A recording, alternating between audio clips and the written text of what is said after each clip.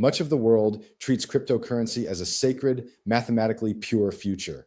The prevailing view sees a system insulated from human error, operating as an untouchable digital fortress. AI shatters that certainty. It exposes crypto as a fragile belief machine built on synthetic trust, dropped into a world run by an intelligence that can manipulate reality faster than humans can react.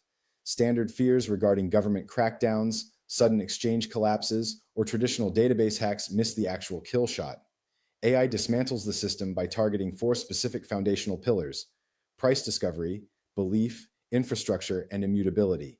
This kill chain works by exposing the inherent weaknesses in those pillars. When all four fracture at once, the protocol fails because defending it starts to look irrational. The crowd does not wait for a ban. They run the moment the illusion drops. We are facing an intelligence capable of front-running human perception. It does not need to break into the vault when it can manipulate the very mechanism of trust that keeps the vault locked. Phase 1 targets the measurement layer, forcing the network to lose its grip on what is happening. This is the oracle layer. External nodes tell the central protocol the price of assets, collateral value, and risk level. AI poisons these feeds by manufacturing deepfake liquidity. The protocol ingests corrupted data, accepting a reality that exists only in machine signals. The mechanical result is a protocol that accepts the lie. The system willingly empties real assets, like Bitcoin or stablecoins, out of its own vaults in exchange for worthless garbage, all while its internal logic believes it is following the rules. Once reality fails, Phase 2 weaponizes belief. Crypto is a faith-based architecture. It functions only as long as a critical mass of people agree that it matters.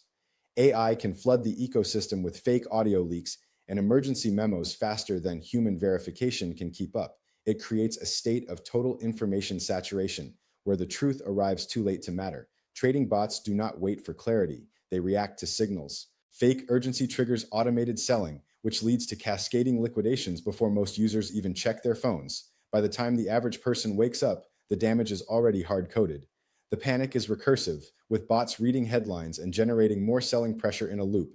This transforms fear from a fleeting human emotion into an automated, inescapable part of the infrastructure. Phase 3 moves from the digital to the physical. Bitcoin and Ethereum run on electricity, cooling, and hardware, real-world resources that are increasingly in demand. Economic logic dictates where the grid goes. AI data centers represent a higher margin for utilities and chip manufacturers. Capital naturally flows toward the highest return, redirecting power and hardware away from decentralized miners. This creates a quiet industrial suffocation. As energy costs rise and hardware becomes harder to source, small miners die off, and the network becomes increasingly brittle. With the physical network weakened, Phase 4 delivers the quantum bluff. This is a direct attack on the promise of absolute immutability. Total quantum dominance is not required. To break the spell, an AI only needs to crack the certainty of a single symbolic target. If a long-dormant wallet from the early era suddenly moves, the foundation of the system's security is questioned. A single believable fracture changes the narrative from absolute certainty to probabilistic security. When immutability starts sounding like a marketing claim rather than a law of nature, the sacredness of the code disappears. Between the competition for physical energy and the shattering of psychological certainty, the system loses both its ability to operate and its reason to exist. The simultaneous failure of math, psychology, energy, and trust leaves the crypto model without a stable foundation. In an environment where an intelligence can spoof the data and engineer the narrative, defending a purely abstract token is a losing strategy. Real sovereignty requires moving past the illusion of digital-only independence. True value is retreating back to the physical layer. This is the era of sovereign hardware, owning the local compute, the interface, and the machine you can physically touch.